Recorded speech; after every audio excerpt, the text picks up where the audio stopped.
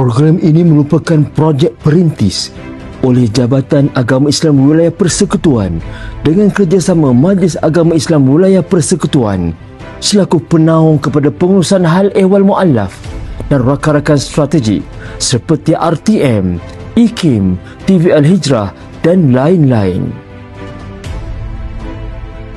Harapan program ini adalah untuk menunjukkan keindahan Islam secara keseluruhannya kepada golongan non-Muslim.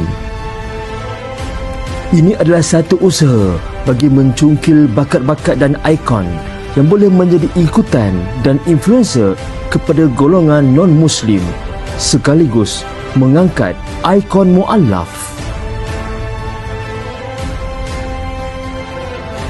Segala komitmen dan kerjasama semua pihak pasti membuahkan hasil yang luar biasa.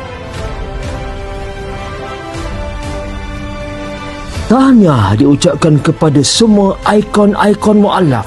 Semoga perjuangan kalian memberikan impak yang terbaik kepada agama dan bangsa.